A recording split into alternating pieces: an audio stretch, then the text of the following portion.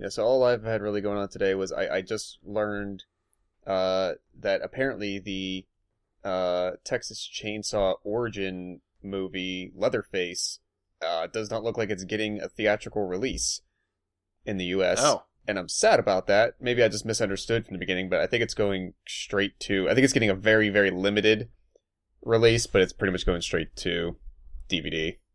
I don't even think I realized they were making one like that. Yeah, because I had it on the calendar. Maybe I just found out a couple of weeks ago about it because it was really hush hush, or just wasn't like a whole lot of hoopla made about it. But and then actually, Sarah and I saw the most recent one that has what's her name, Alexandra Daddario. It was like Oh, is she in that?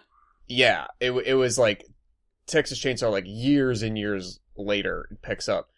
That was like 2013. That's what we went to. That was our 6-month dating anniversary date.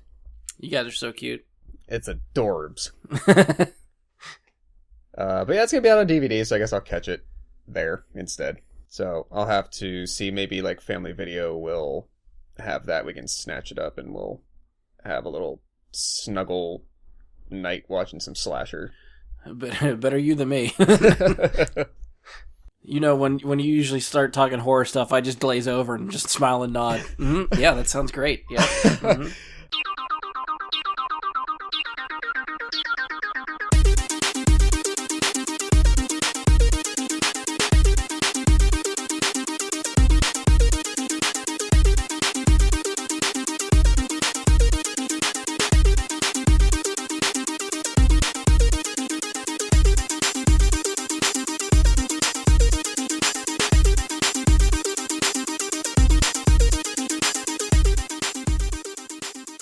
Hello and welcome to another episode of Bry Guy and his Super Friends.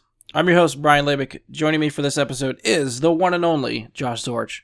We got the OG crew this week. Oh, that's right. Half the time I always forget you're the first one I had on. I think it's always strange when I remember it because like we're always so used to having like a small group here. There's at least like 3 or 4 of us that when it's only Right. down to 2 at any point feels foreign. Yeah, thin in the herd. That's all it is. Yeah. I also noticed the last couple episodes. Have you foregone worrying about coming up with like snappy quips to introduce the show with? Oh, yeah. I jettisoned that a while ago. I don't like it. So like if we talk, I know you won't. If we talk beforehand and we come up with something right off the bat, maybe I'll use something, which I've done on occasion. But I think almost since the 150th, I don't think, or the 100th. Sorry, 150. I'm jumping ahead. We are nowhere near 150 yet. You're just a forward thinker. That's all right. You're already you're already looking at progress. Right. Yeah. Planning ahead. That's all. Mm-hmm. All right. So for this episode, we're going to talk about Blade Runner 2049. Josh, I think you saw this movie opening weekend, right? Didn't you go opening weekend? I did. I think it was like a Saturday afternoon of opening weekend. Had the time slot open and still get the free movies, so why not? Yeah. Yeah, I was trying to go that opening weekend. I didn't have time, so it took me a little bit longer to get to it. I actually ended up seeing it earlier this week, so two days ago. So it's still kind of fresh in my mind, hopefully. Mm-hmm. Yeah, and that was another reason I figured I wanted, if I was going to make it, like, I had that slot open on the opening weekend, so I'm like, I'm going to go now because it's a 2-hour, 45-minute commitment. With all things considered, it's about 3 hours of your time. Yeah. And, like, trying to see... when you told me you saw it, like, an evening after work, I was surprised, because that's harder to, like, fit into the schedule sometimes. And then, the coming weeks and coming movies for... October and November, I knew the longer I wait, the less chance I would have to see it. So, yeah, I just took advantage of what I had. Yeah, that was my thinking too. After I missed that first week, and especially because I think the box office numbers that first week were not very good. So I was like, shit, I don't know how long this is going to be in theaters, so I really want to make sure I get out and see it. Yeah, I don't know how worried I am about that necessarily. I mean, this was never going to be a broad appeal movie. I mean, what, you figure 10% of the audience at most are brand new viewers? to the Blade Runner, after seeing the first one, or yeah, this one? Or? Like to the Blade Runner idea, like maybe 10-15% at most of the audience, I'll be generous, are people who are like, oh, maybe this is a brand new movie I've never heard of, or maybe I know there was an older movie, I've never seen it, but that's okay, I'll go see this anyway. I mean, like, this was not going to be a $1 billion earner. It was going to be for sci-fi fans and the audience that was already built in. I feel like they were trying, though. Like, marketing was really trying. Between Ryan Gosling and Harrison Ford, even Jared Leto probably a little bit, too. Like, sure. Felt like they were pushing this movie for... I was still surprised how it didn't do well opening weekend. Touche. All right, so we're going to try to hopefully keep this short. We'll see how we do, because typically Josh and I episodes, and even our movie review episodes, typically go pretty long. So we'll see if we can streamline this for everybody. So with that in mind, I'm just going to throw out the spoiler warning now. So if you haven't seen Blade Runner 2049, you can pause us now, come back to us after seeing the movie. We will be discussing spoilers and plot points from here on forward about the movie. So last warning, this is your spoiler warning for Blade Runner. Wee spoiler! Wee spoiler! You know, something like that. All right, so we are in spoiler territory. So just to sort of sum up, Blade Runner 2049 is directed by Denis, how do you say his last name? Villeneuve? Yeah, we'll go with that because it's not going to matter what I think. All right, Denis Villeneuve, who also did, Sicario, Arrival? There's one other one that's on the tip of my tongue. Prisoners. Okay. And if you've listened to our favorites of what year is it? 27. So 2016. Yeah. Arrival was up there for me. I can't remember if I put it at number 1 or if it was number 2 for me, but it was definitely at the top of my top 10. So I'm quickly becoming a Denis Villeneuve fan. Definitely, yeah. And that was one of my surprises. I think it cracked my top 5. Yeah. Yeah, because I think we even talked, we knew nothing about Arrival going in. And neither of us, we had not seen it together. It was not, on the recommendation, one of us to the other, hey, you should give this a chance. It's really cool. And I think out of the group at that time, I think we were the only 2 that had seen it. Yeah, that sounds familiar. Maybe. And, yeah, we were both pretty impressed. Yeah. So this one stars Ryan Gosling, brings back Harrison Ford, and stars Jared Leto. So this is a sequel, if you're unfamiliar, to Ridley Scott's Blade Runner, which was released in 1982. Josh, have you seen the original Blade Runner? I have. So I watched it once in college, and don't ask me which of the 16 versions exist that I saw at the time, because I don't. I was gonna say there's remember. 7 or 8 or something like that. I can't remember how many. Yeah, I think there was just whatever the most recent. What is it called? The Final Cut, I think. I think Final Cut is the last one. Yeah. That was not out. Okay. At the time, so it wasn't that one, but it was either the theatrical or the director's cut or the extended, whatever the frick I saw. I honestly, I think the big question is, do you remember having voiceover in yours or not? At the first time, well, 2 things. At the first time I saw it years ago, at least 10 years ago, I don't remember. Okay. Having known that and not remembering much about the movie, Sarah and I wanted to see this, so we're like, you know what, we both need to rewatch the first movie. So that's actually what we did the first night of our anniversary weekend, a month ago. We just kind of holed up at home and watched Blade Runner to start off the evening. And honestly, I don't even remember if that one had a voiceover. I don't remember what version we watched 5 weeks ago. I do remember. I remember my impression from college. It was the same as when I finally saw Apocalypse Now or Citizen Kane. That while I guess I see why people use this as a case study in film, I thought the movie was extremely boring the first time I saw it. I don't know. Like I said, if I had seen it in 1982 as a teenager, as a 20-something, as a 30-something, maybe I'd view it differently. Right. I appreciate it for what it is, but it doesn't do anything for me beyond 2 hours of entertainment. Okay. So that's where I was going into this. Yeah, I had never seen the original one. A couple years ago, I think they had the 30th anniversary Blu-ray for Blade Runner. Okay. Which is like the collector set that has like all different versions in it. I ended up just putting it on my Christmas list, just like, okay, if I get it, I'll watch it. So I can't remember who got it for me, whether it's my parents or my aunt or uncle or somebody, but I got it for Christmas. Mm-hmm. So I believe I watched the final cut. Okay. I don't remember a voiceover, which I think is the big contested thing between like the theatrical cut and the final cut. Is one has a voiceover and one doesn't. The voiceover sort of like just spells everything out for you, which is sort of unnecessary. But yeah, I sort of shared the same sentiments as you. I found it kind of boring and I guess like overhyped. Like, yeah, considering you hear so much about Blade Runner and how it's a cult classic and everyone should watch it, and you know it's one of those must see movies. And I don't know if I just went in with it being overhyped like that, but yeah, I walked out being kind of bored and wasn't really sure what people saw in it to give it that kind of love for however many years. You know, it just hit me. You know what it reminds me of is the Wachowskis now. The Wachowskis, like, other than the first Matrix, a lot of their projects are very visionary and they push limits and they're going for something, you can tell. Yeah. But in the end, you're just kind of left with, and that's how I feel about Blade Runner. I will say too, like I've only watched the original one once. That was that one time I watched it. Okay. Coming after I got out of Blade Runner 2049, yeah, first thing I wanted to do was go back and watch the original Blade Runner. Okay, and that's saying that it's been at least a couple years since you watched Blade Runner the first and only time. Correct. Yes. Okay.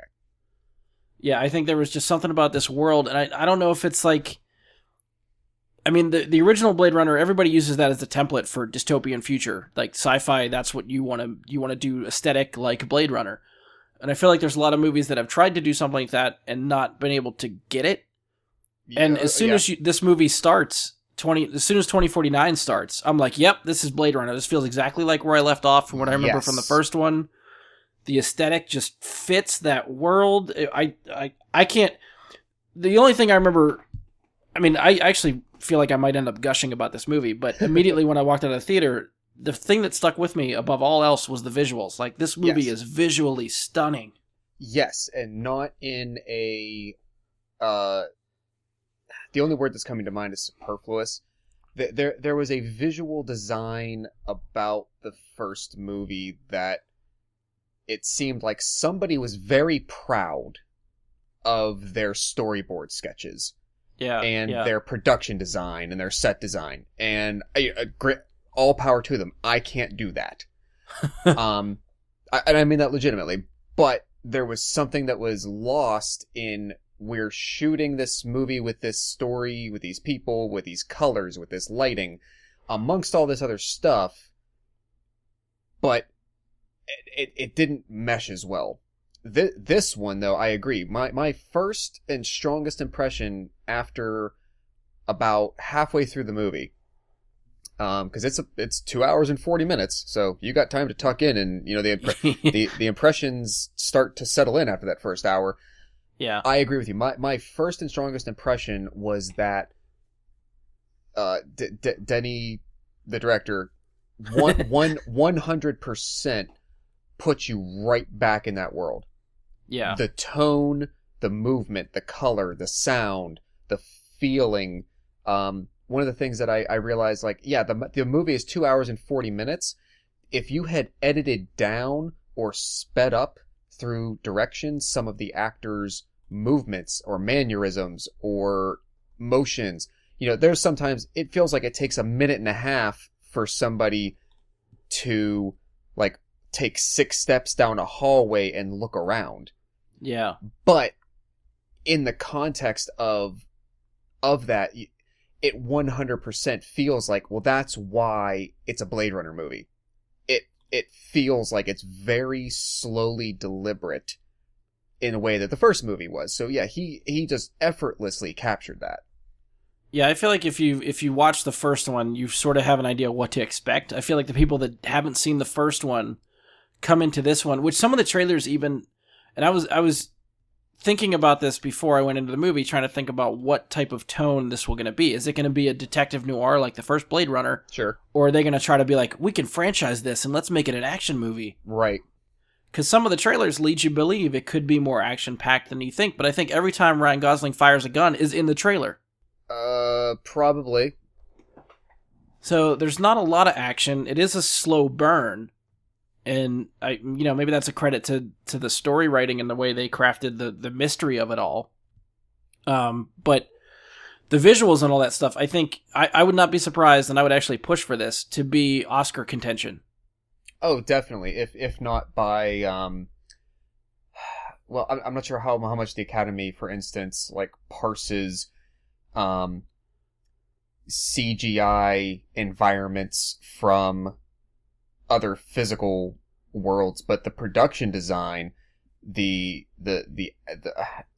I almost want to say set design, because the physical sets were great, but it was the full composition of the physical settings against the stuff that you knew was computer generated with it at times.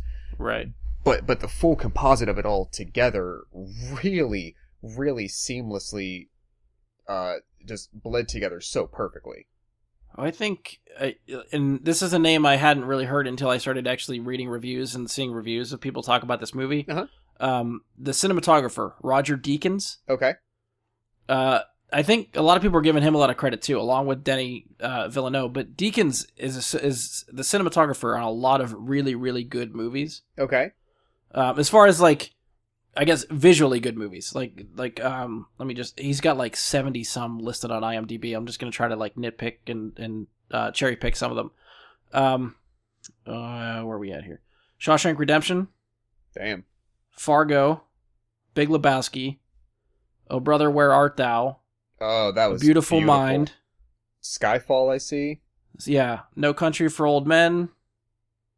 Like, these are all Oscar contention movies. Sicario, Hail Caesar. The Reader. What's her name? Didn't Kate Winslet won an Oscar for that? So he's tied to a lot of really, really Oscar-worthy films. And I feel like it shows. Like, I can't get over the visuals in this movie. Yeah, I'm going to correct myself. Actually, I think she won for Revolutionary Road, not The Reader. But I could be wrong. Yeah, it's all gibberish to me. I wouldn't know one or the other. Yeah, anyway, sorry about that. Moving on. No, you're good. Yeah, he's got quite a resume. Yeah. So between the two of them, I think they really nailed what this movie looks like. And I love every second of it. I would watch this again for 3 hours just to look at everything. Yeah, so that's actually an interesting point because, okay, so at our movie theater, there's like one really big room. It's about 260 seats, and for the type of seats that we have, that's saying something because there's a lot of space that they take up. We have 4 smaller, like 45 to 50 seaters. Mm. And that is where myself and a friend of mine saw Blade Runner. We had a very difficult time making out dialogue at several points. Okay. I don't know if everybody is going to have the echo problem in Jared Leto's scenes, that it just sometimes was difficult to hear things anyway. But, like, for instance, when I'm at work and I hear this movie, if I'm in the hallway and I hear this movie playing in our big room, I can literally hear it and feel it, like, clear as frickin' day. The sound mix and sound design for this movie is so loud. Yeah. At times that, like, it's very, you can hear every note very clearly at certain points, even if you're 15 feet outside of the theater, of the actual auditorium. That being said, when this was then, scaled down to a much smaller viewing room, I think I've come to the conclusion that we just, like, the circumstances of all that coming together did not work well. Because the sound was reverberating so much at times, and the mix on the sound and the score and the dialogue together didn't mesh very well. So there was So it's better on the bigger screen? it was Is that what you're saying? it was better in a bigger room at the very Okay. at the very least. I think you need space for that sound to have somewhere to go. Okay. So especially within the first like half an hour, we had 2 or 3 scenes where we literally looked at each other like, did you hear anything they said? All that being put out there, I absolutely, if I had the time available, absolutely would sit down and give this movie another 2 hours and 45 minutes of my life again. Yeah. Yeah, it's definitely it's one of those movies I felt like I walked out of it. I said I wanted to watch the original, and then I just kept thinking about this one for a couple days, and that was sort of like my decision. Like, okay, we need to talk about this on the podcast, because if a movie festers with me for that long, a couple days after I see it, like that just, I feel like that's one that needs to be talked about. What did you think of the story? Because I actually really liked the mystery of what it did. The story, I think, took some unexpected turns for me. There were definitely some twists in there, but I think the story itself was a little bit more personal than I expected it to be. I think with that sort of like prologue where they lay out set the world with the paragraph that you read right in the beginning. Yeah. Talking about the old generation of replicants, and then Jared Leto's character making a new generation of replicants. Right. I expected this to lead to a war between the replicants, like the older generation versus the new generation. Okay. Instead of it being so individualized where it's like Ryan Gosling, not necessarily against Harrison Ford, but like on a singular personal path. Right. And I like that. It wasn't yeah. It wasn't what I expected, and I ended up really liking that, because I guess I just came in with a different expectation of what I thought this was going to. And maybe that's just more the marketing, that I thought it was going to be more action-packed and by the end of it, almost like a war movie between these two sides, but it wasn't that at all. Yeah, and I'm very glad it didn't go that way either, because that easily is, I mean, that's really nothing more than Terminator. Oh, that's true. That's good point. Artificial intelligence that wants independence and wants to potentially, eliminate its threat, and its creators trying to control it and rein it in again. Well, I wasn't even thinking like humans versus replicants. I'm thinking like the Gen 8 replicants, like the older ones that they're trying to exterminate, are trying to like fight for their freedom against these other ones that are coming to replace them, essentially. Yeah, but then you still have like the newer replicants are still man-made, so you still have, technically it's an extension of human still waging the war. It's like their side versus fair enough. Yeah. Versus the AI that they want to control. But no, yeah, I thought the story was really solid, and for as focused as it is, it does keep you engaged the whole time. After I saw it, and then like when I would be at work or something, and customers would ask if, what's your recommendation, how did you like it, etc., I said, well, I'm not gonna lie, it feels like almost a 3-hour movie. It does not feel like after 2:45, you don't come out of there thinking, oh, really? It feels like I've only been in there an hour. It feels like you're in there for a while. I'm not going to lie about that, but it never once did I lose interest. Yeah. I wanted to keep watching. I wanted the next scene. I wanted the next movement. I wanted the next, subtle, slow thing that's going to take somebody 3.5 minutes to walk across a room and sit in a chair. You can't look away, and I definitely credit I credit the director a lot, and I will say Ryan Gosling I think carries this movie insanely well. Oh yeah, I was very surprised. I definitely give him chops as an actor from previous movies anyway, but I wouldn't have automatically thought of him for something like this. Because it's very subdued and subtle. Like there's just little things that he does the whole time. Now, how did you? Because his character doesn't really show a lot of emotion. Like he really keeps on the wraps most of the time, but it's just little quirks here and there. He does. And how did you feel about being told in the opening scene the reveal that he's a replicant too? I kind of like that. I think I did in retrospect. I think initially I thought, well, why did you tell us that right up front? Wouldn't it have been more fun, like they did with the original Blade Runner, to like save it to the end for the big reveal, or leave us hanging for 30 years to discuss whether he's human or replicant. But in retrospect, I think you needed to know that to see everything else through that lens. Right. Yeah. Yeah, I think that's how it worked. Because And especially because they sort of, again, if you do what they sort of, I would imagine they want you to do, is watch the first one and then watch this one, is they already tried that trope in the first one. sure, So you are unsure if Deckard is a replicant or if he's human, and they still don't answer that question one way or the other in this movie. I agree. I'm sure there's a million websites with posts already out there continuing to debate it already.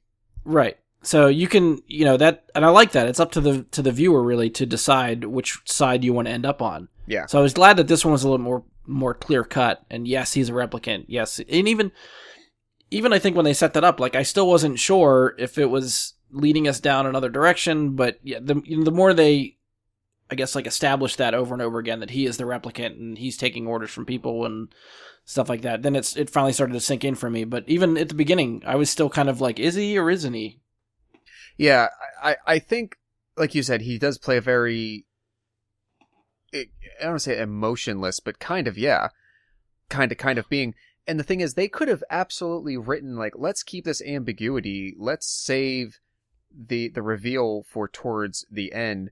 And could they have written a very believable, grizzled police detective and, sort of foot soldier, and could I have believed it? Who is lonesome, and so therefore he has this relationship with this artificial intelligence at his apartment. All of that, you pretty much could have had the same character the whole movie, not knowing already that he was not human. Right. So they absolutely could have gone that way, and they chose not to. But as you said, I'm glad they did, because then you got to take the whole journey through that lens. You didn't. Yeah, because then when he gets the revelation that he is not Deckard's kid, yes, and finds the other group of other replicants fighting for their cause and stuff, you're fully invested with the replicant cause at that point. Yes, you don't. And if it was just a human character, or like if it was ambiguous whether or not he is or isn't, I don't think that part would carry as much weight. No, not at all. And maybe they saw that as a potential obstacle to overcome, because with the lore that has surrounded this movie for 35 years, they just eliminated any worry that the whole movie people are going to be preoccupied with continually analyzing every little thing, trying to figure out whether he's one side or the other. Right. They can just watch the story. And you brought up the his little virtual AI, Yeah, the girlfriend thing. Yep. Just the use of technology in this movie, I really like. Some of it's really analog, and some of it was really futuristic and digital. Like, I really like that integration. And even the girlfriend character, I thought was really well done. Yeah. My friend Mike, who I went to see it with, said he recognizes that actress. I don't personally know her. Yeah, I don't know what she's from. Has she done a lot of stuff? Trying to find her. That was Joy, right? Yes. Well, she's known for Blade Runner 2049. She was in, let's see, War Dogs. Actually, she's been in more than I thought. She has been, but I don't recognize hardly most of it. Oh, she looks... Yeah, I don't know. I don't either. Looks like she's also a Spanish actress? Born in Cuba. Yeah. So she has many Spanish credits there, and some English versions, English projects as well. But yeah, she was not one that I actually recognized from anything else. I think he knew her from War Dogs. He had seen that. Yeah, okay. Yeah, I like the way, like, her interactions with, well, I guess really any human is supposed to feel just, like, kind of off, like a virtual hologram trying to interact with a real person.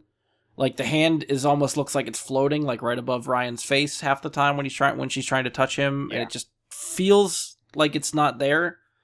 Yeah. Which, I don't know, little touches like that, like, I appreciated. And it was so well executed in that, I mean, artificial intelligence by definition is something that has to constantly learn. Yeah. It is not a thing that is designed to solely be like this limitation built into it. It's supposed to be able to evolve. Mm-hmm. And his interaction with her and the use of her speech patterns, her language, her movements, to me, it was almost like I was watching the computer program of this woman learn as it was happening. I will say too, like the reveal of her, Yep. I thought was really, really well done. Like he enters his apartment, he hits that panel and turns something on, which you don't really know what. You start to hear a female voice, but you see no one. Yeah. So suddenly I'm starting to like run through like, well, what's going on? Like, is he hearing a recording of like a past girlfriend and he's just talking to the recording? Is this all in his head? Because there's no one there. And then she finally comes out of the kitchen where the hologram stick, I guess, can finally pick her up. Yeah. And then I was like, oh, okay. But that, like, because that scene itself, like, where he's just talking to a voice, I feel like drags on. But the more it drags on, I'm like, what the hell's happening? Yeah. But, yeah, I really, like, again, it seems like filler. Like, for a 2-hour, 45-minute movie, you feel like you could cut something like that. But even the long, drawn-out scenes like you're talking about, I think all that stuff works. And I really don't know what you could cut out of this movie to make it shorter. Right, because it wouldn't. It's one of the rare cases where like heavy editing on some of that stuff that might typically, hit the floor with a lot of like focus groups or movie studio reviews on the dailies and all that stuff. Yeah, that's what made this version successful, because it's the stuff that helped integrate it into the mood of the first movie so well. Yeah. Because it deliberately, on purpose, doesn't hurry up. Yeah. It's not trying to get you to the next scene or to the next plot point. It is, just to progress the scene, to progress the story, to wow you with something every 3 minutes. It was okay doing that. And, I guess I'm of two minds where, like, it feels like a lot of movies I've watched, now that I've seen this and I have the contrast, I didn't realize how many movies don't do that anymore. Yeah. But I think it only works so well for this because it's very specific. Yeah, not every movie can pull this off. No way. Let me ask this to you. One of the things I had with the story that, like, I enjoyed the personal side, but I think maybe because I wasn't expecting that type of story and expected something a little bit bigger, I kind of felt like Jared Leto was underutilized. Did you expect to see more of him? Because he's basically just kind of like left untouched by the end of the movie and just goes away. Yeah, entirely. And I expected some sort of big ending for him. Oh, entirely. At minimum that. Like, I had this, it's the same reaction as when we talked about Channing Tatum in Kingsman. Kingsman. Like, on the one hand, you wonder, did you need a name like Jared Leto to fill that role? No. At the same time, I feel like that particular kind of question is only something that people have really started to ask in the last couple years as, people want to put more crap out on Twitter and fill posts on a movie review website. It's just something to be a discussion starting point. I think if, movies like this were made 20 years ago, 30 years ago, if you had a very notable person just take a small minor role, it wouldn't have been dissected as much. Yeah. I will say I barely think you needed that character though. Not just the actor. Yeah. I think the stuff that the character does and moves forward and is involved with could be achieved other ways. Because he really only has like 2 scenes that I can remember. Yeah. There's the birthing scene, and then there's the scene with Harrison Ford at the end, and that's it. Yeah, and they both basically take place in the, like, inverted pyramid echoey cave place. Right. Yeah, and that's about it. Like I said, so that was the thing with, like, the character itself. I didn't necessarily know why we needed it. Like, if anything you could cut or rearrange, that would be the only element that I could have thought of. But yeah, for as underutilized of a purpose as it seemed that character had, let alone putting that actor in it, yeah, that threw me off. I feel like Leto just likes to take the weird roles. Doesn't matter how big or small, he just wants to play a weird character. And that's fine. You know, I was listening to another podcast talk about this, and one person in particular on it really does not like Jared Leto at all.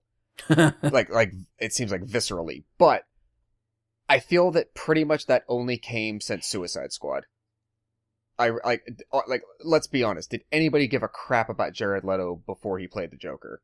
Yeah, in the way that they do it. now. I mean, the man won an Oscar 2 years ago for Best Supporting Actor for an amazing freaking role. He crushed in Dallas Buyers Club. That was incredible. But otherwise, the guy is a musician. He's an artist. I mean, I think I said it a couple, maybe even a couple years ago, like when his announcement, when the Joker announcement was made for him, he's the closest thing to a current David Bowie that I can think of. He walks in a bunch of different worlds. He wears a bunch of different hats. He's just a creator. He likes to perform, create, to do things.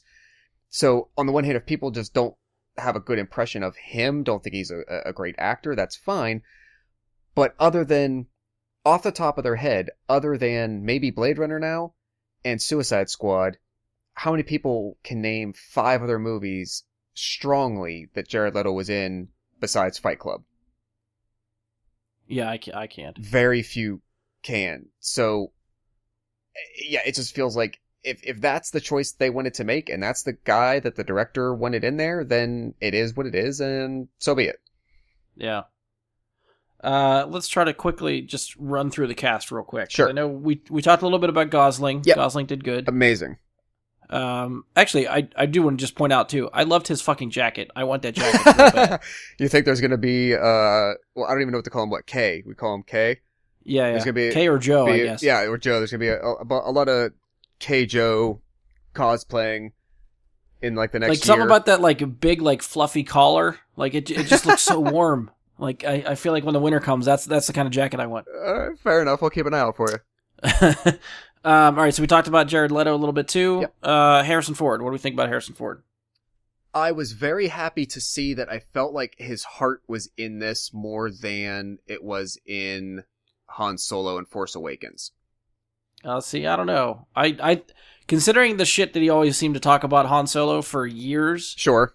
When you watch Force Awakens, it feels like a complete turnaround. Like I do feel like he's fully invested in playing Han Solo again. I will agree with that. I feel like this may have been more of a labor of love for him, though. Okay, fair enough. Yeah, because he's not in it very long. I was a little bit, I guess, I expected him maybe to be in it more, maybe just from the marketing again too. Sure. Because it takes a while before he shows up. And oh yeah, but the scenes that he's in, I think, are really good. Yeah, I think it's at least an hour to an hour and a half. You're like halfway through the movie, I think, before he's around. You think he could get like best supporting? I wouldn't say it was that compelling. I would say it was groundbreaking in that way, but I think that like I'm thinking specifically the scene where Rachel comes back.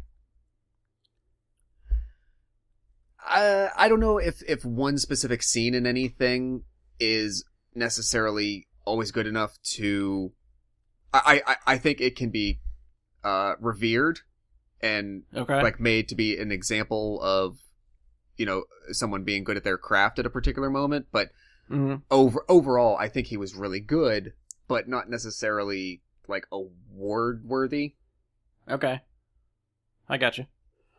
Who else we got? I don't know. I didn't look at the name, but who is that? The right hand chick for the replicant that hunts Gosling?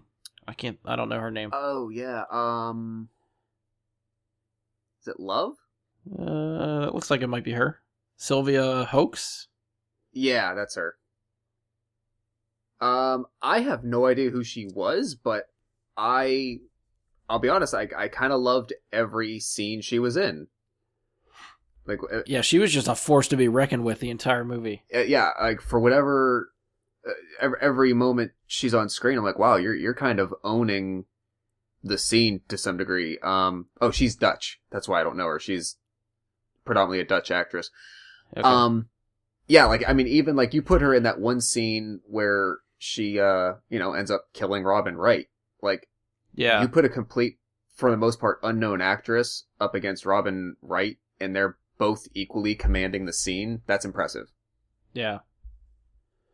Even, what about Robin Wright? She didn't have a lot of scenes, I didn't think, but I think she did really well, too. Oh, definitely. I dug her. I don't know if I missed it. Again, I avoid a lot of extra TV spots, and I don't go looking for extra marketing, so I didn't know she was in this movie at all. Oh, okay. So when she was there, I was like, oh, that's awesome. I wonder how much screen time she's going to have, how big of a role she'll have. I think her scenes were used very deliberately, and they were very key and pivotal moments. Like they were used very specifically, but I really actually kind of dug the authoritarian side of her that she brought out. Like there's not a moment that I didn't buy, like, holy crap, she's really in charge and she's gonna jack some stuff up if she needs to. Yeah. I don't know if there's any other main... We get a little bit of Dave Bautista. You do. He gets dispatched pretty quickly. He does, and I'll be honest, this is gonna sound weird, but for the little bit he was in, he was extremely convincing to me. I don't know. Yeah, I'll take that. I don't know what acting coach he's been working with. There were 2 or 3 just like subtle looks. The way that he turns his head, the way that he looks at Ryan Gosling, the way he hesitates, the way his motions are, or his manner. There was there wasn't a lot for him to do, but what he had to do was important. Yeah. And for, like, given his background, where he's come from, like, he's definitely come a long way, and I was very impressed with it.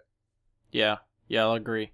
One person I'll shout out just for a quick moment is my buddy Dave Dastmalchian. That was the next one I was gonna say. Is your boy Dave Dastmalchian's in this movie? He is, and you know what? Had we had time for our extra little segment today, he would have been my connection. Dark Knight. A few things, yeah, but we'll. Oh, I guess Ant-Man too. I didn't even think about that. But we'll leave the listeners in suspense for a future episode. You'll just have to keep tuning in. Ant-Man 2. Exactly. But yeah, I was happy to see him. I feel bad for him because, like, in the last 2 movies I've seen him in, this and Belko Experiment, I like him a lot, and then he's only in it for a short amount of time, and then he, like, unceremoniously gets killed quasi quickly, and then he's, like, gone from it all. But yeah, I mean, at the same time, you know, this dude must be loving this, you know, actor's life that he gets to be exposed to. I mean, he's one of those guys that's gonna be like one of those background actors, sort of. When you really look down his resume, you're like, oh, he was in possibly, like, arguably the best Batman and best comic book movie ever made, The Dark Knight. He's in the Marvel Cinematic Universe. He's in...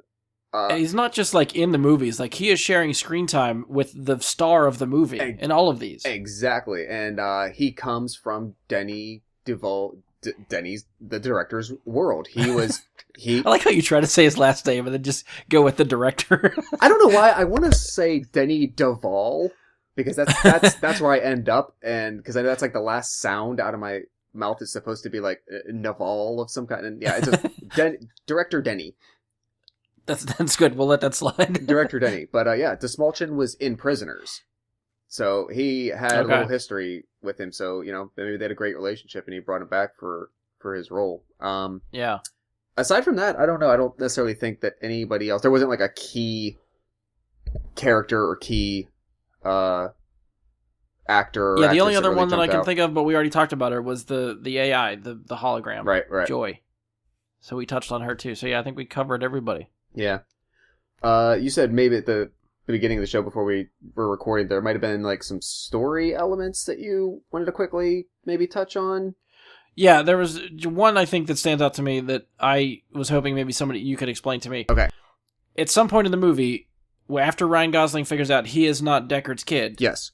he somehow connects the dots that the girl he talked to that implants memories is Deckard's kid. Where does that connection come from? Did I just miss it? Like, how does he deduce it? Yeah, how does he figure out she's the one? Is it just because of the memory that she looks at? That's a good question. She realizes that's hers, but I don't know how he realizes that's hers. That is a good question. After Mike and I saw this, we sat down in the cafe for like a half an hour, and we're talking about all these things. Number one, because like I said, there was a lot of the scenes at the beginning that we couldn't really make out the dialogue. So we were literally trying to piece things together that we might have missed. But then we also talked about other things like the question you just brought up. Crap, I'm trying to think if we talked about that or not. Because I feel like I know the answer to that, but I forget it.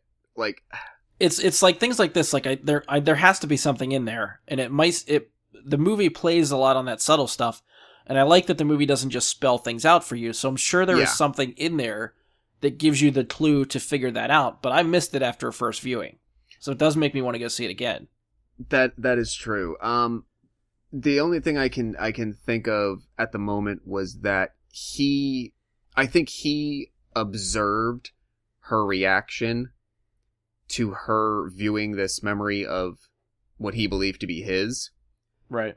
And in his own mind, he's looking to connect dots. Like, why would somebody, if I'm a replicant and my memories were given to me that are someone else's actually, and sort of all the things that she gave away during their conversation about like using your own memories sometimes as a basis and devil's in the details and things like that.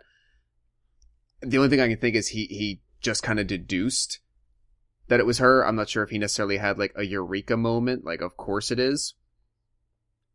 Because I'm pretty sure she never explicitly says like that's my memory. She says like that is definitely someone's memory. So meaning it could be anybody's, not hers. Right. And she, of course, probably just to this, quote, random replicant, doesn't want to give away like, oh yeah, that's mine. Well, but at the same time, she never can, he's trying to figure out in that scene, he's trying to figure out,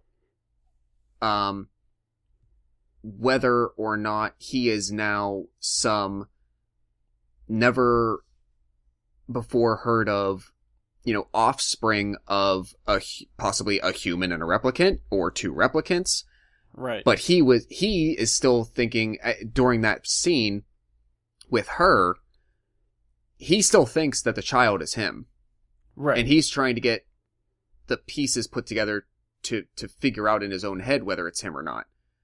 So her response by saying that's a real memory for him strengthens his belief that she means this is a real memory. It's yours. You were a child. Right. Yeah, I got that part. But in terms of how does he figure out with all the things connected, I mean, the other like replicant clan, confirms for him that it was, a daughter that was born, not a son. Like part of me, I think I just actually want to see that entire scene over again when he visits her the first time. Because maybe there's something in what she tells him. If you watch that scene knowing she's the daughter, right, that maybe there's a clue in there that he just remembers later on in the movie. Yeah, I feel like after the scene where he's in like the underground bunkerish place with the replicant clan, that they do like, there's one or two instances between there and the end of the movie that they do these quick little like 3 or 4 scene like flash montages of previous moments in the movie in which either he or I think Harrison Ford are like piecing things together. And the context clues are in there, and I just can't remember what they are, unfortunately, right now. Okay, yeah, I'm not remembering those either. See, we're just gonna have to go see it again. Yeah, like I said, which if I can find the time, I wouldn't mind, or if I have to, wait till it hits out on Blu-ray again, I would definitely sit down for this again. Yeah, it's definitely going to be a buy when it comes out for me. Yeah. And I don't know where it's going to fall on my top 10, but I definitely think it's going to make it in there. Really? It actually surprised me. I Wow. was not expecting as good as it was. Okay. Which, I mean, who knows? We still haven't seen Star Wars. We still haven't seen Thor. So I don't know what's going to get bumped out because I feel like my top 10's already getting pretty crowded. So I'm going to have to really sit down and figure this out. I love how you don't even consider the possibility of Justice League. Oh, see, I forgot about that. I'm not going in with high hopes on that one. If it surprises me, we'll see. Yeah, Go in low and hope you come out high instead of the other way around. fair enough. Is there anything else on the plot? No, but one more question for the record. Yeah. Do you believe Deckard is a replicant? I never really fell into either camp originally anyway, because I wasn't that invested in, like, the original book. I mean, everything that I've heard of from, like, writer friends or other filmmakers that I've listened to talk about Blade Runner or the source material, etc., everybody has basically concluded that the point of Philip K. Dick's original short story was you're not supposed to know. Yeah. It's supposed to be left ambiguous. We know everybody hates that, but, you know, God almighty, maybe sometimes people just have something to think on rather than just everything having to be defined and that be it for them. I think it's equally as interesting to present the idea that a human and a replicant could procreate as it is two replicants procreating. Yeah. So either side of it that falls on, that either means that they have a fully replicant child in this daughter who's what we figure about late 20s, about 30 years old, or it's half sort of hybrid. half human, half replicant. And I think from a like science fiction biological standard, or perspective rather, you could do equally interesting things on both sides of that fence. Yeah. So I don't know if I necessarily think that they've intentionally tried to sway us one way or the other. And if they end up ever continuing this cinematically, especially, then, you know, they have interesting places to go, and I don't think it really matters whether he is or not, to be honest. Yeah. Yeah, How I do you mean, I feel? think I'd seen Ridley Scott talk about the original Blade Runner saying that Deckard is a replicant. Meanwhile, the screenwriter for the original Blade Runner says he is not a replicant. Right, and Harrison Ford, I think, comes down on the side of he's not, from what I remember If I hearing. had to pick, that's probably where I'd pick. But like you said, it's open to interpretation. There's no right or wrong answer. But if I interpret it the way I'd like to, I'm going to say he's human. Okay. For the record. So let's just go with a rating. What kind of rating out of 10 would you give the movie? I would give it a 7.5. Okay. And I have to say that it kind of exists in a vacuum for me. So, like, for instance, not that anyone's keeping track independently for us and, you know, commenting anywhere like, well, you gave this particular movie an 8 and you're saying to compare it to Blade Runner. Look, it's just... That's what I'm afraid of after I start doing enough of these reviews. Like, is it easy? I'm rating it as a film that I enjoyed and that I think was very masterfully done in the context and with the history that this movie and this particular story has. I honestly don't think, like, I feel like this is apples and oranges to so many other types of movies that have been made in the last 15 years. Yeah. So it exists on its own for me, and so if I'm assessing how I feel about it, it's incomparable to anything else. Okay. If I'm giving it a number, I'm definitely looking at like 9, somewhere up there. Wow, this really hit high for you.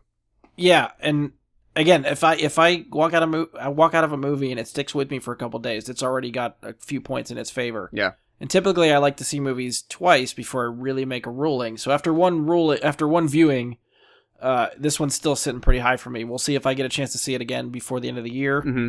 That maybe I can fine tune my rating, but for right now, yeah, I think it's definitely up there for me. I definitely think it's worth seeing. So if you have a chance to see this in the theater, I definitely would recommend it. Very much. This is definitely one of those movies, kind of like The Revenant or Gravity, or even, I mean, certain Marvel movies or Star Wars. It's definitely a theater movie. You're not necessarily going to have the same viewing experience at home, even with a big TV. Like I said, that enclosed room, that sound design, that sometimes booming, bordering on deafening, but definitely, encompassing sound that I believe, they intentionally designed for the movie theater experience for this movie. That is the place to see it. Yeah. So by the time everyone hears this, it's already going to have been out, a little over a week? 2 weeks, right? Is it 2 weeks already? Yeah, because it was the first weekend of the month. Yeah, so it's already going to have been out for a little over 2 weeks. So if you haven't already, get your butts to the theater. Yeah, definitely. All right, so we're going to close it down. Josh and I talked beforehand. We were trying to aim for a specific time limit. We missed it by like 15 minutes, so we went a little bit over. But I think we kept under control quite well. Yeah, I think between the two of us, what we normally do, this is really streamlined. So I think we did pretty good. We did, all things considered. And I will uncorrect myself from earlier. Kate Winslet did win the Oscar for The Reader. There you go. See, you would be the one commenting on these shows after the fact anyway and correcting. Yeah, correcting myself. Just do it now rather than later. All right, so if you've enjoyed the show, please stop by iTunes, leave us a 5-star rating and review. Be sure to share, subscribe, favorite the show wherever you decide to listen to us at. As always, you can find us on Facebook. Search for Bry Guy and his Super Friends, or go to facebook.com/BryGuySuperFriends. And you can send us questions, comments, topic suggestions there, or you can email us, bryguysuperfriends@gmail.com, or at BGSuperFriends on Twitter. Yeah. All of those will work. I'll be on Facebook. I'll be commenting. There will be a discussion. Come talk to me. Yeah, Josh is our staple on Facebook. Every time the podcast is posted, he's chiming in with something, which is good. Let's generate some comments, some discussion. Yep. I like it. Let's have a chat, people. So on behalf of Josh and myself, thank you for listening, and we'll talk to you next time.